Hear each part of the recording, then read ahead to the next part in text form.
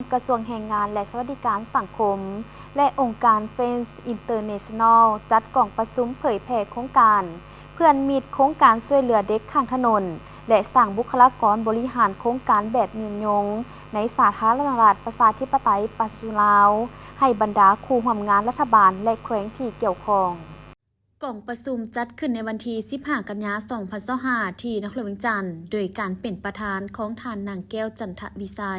รองรัฐมนตรีกระทรวงแรงงานและสวัสดิการสังคมท่านกินดาวงศ์หลวงลาดรองหัวหน้ากรมสังคมสงเคราะห์ท่านนางเกษรพิลาพันเดชหัวหน้าโครงการเพื่อนมิตรมีพนักงานขันเมืองแขวงตัวแทนจากกระทรวงเกี่ยวข้องพร้อมด้วยพนักงานอ้อมข้างเข้าร่วมการจัดกล่องประชุมเผยแพร่ครั้งนี้ได้แลกเปลี่ยนข้อมูลข่าวสารที่สำคัญเกี่ยวกับบทบันทึกความเข้าใจฉบับใหม่ที่ได้ลงนามระหว่างรัฐบาลลาวกับองค์การเฟรนช์อินเตอร์เนชั่นแนลซึ่งพื้นที่ดำเนินกิจกรรมกลุ่มเอา3แขวงคือนครหลวงจันทร์แขวงเวียงจันทร์และแขวงหลวงพระบางแผนกแรงงานและสวัสดิการสังคมแขวงและองค์การแรงงานและสวัสดิการสังคมเมืองตามลำดับบทบันทึกความเข้าใจเกี่ยวกับโครงการช่วยเหลือเด็กข้างถนนฉบับนี้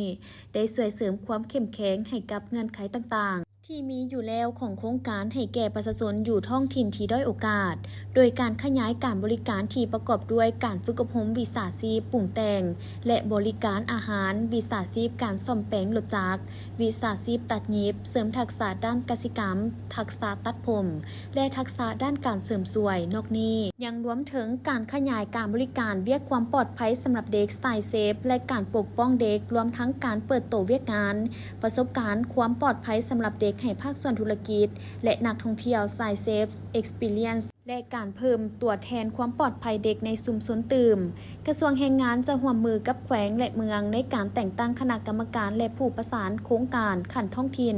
ปัญหาที่เกิดขึ้นกับเด็กน้อยมีการเพิ่มขึ้นจำเป็นต้องพัฒนาสื่อการเรียนการสอนแบบรูปภาพหรือการ์ตูนเพื่อการเรียนรู้ทักษะชีวิตให้มีความเข้าใจง่ายกระทรวงศึกษาได้เน้นให้มีมาตรการปกป้องเด็กในวัดการโฆษณาเบอร์โทรสายด่วนและการฝึกอบรมครูอาจารย์และพนักงานเมืองและแขวงได้แนะนำให้โครงการจัดฝึกอบรมและจัดหาเวียกในศูนย์สงเคราะห์นครหลวงจันทร์เพื่อช่วยเหลือผู้ที่มีปัญหาสุขภาพจิตและผู้บ่มีที่อยู่รวมถึงการขาดแคลนแรงงานในธุรกิจและร้านอาหารท้องถิ่นที่สามารถเป็นโอกาสให้เข้าถึงเวียกงานแก่วัยหนุ่มกลุ่มเสี่ยง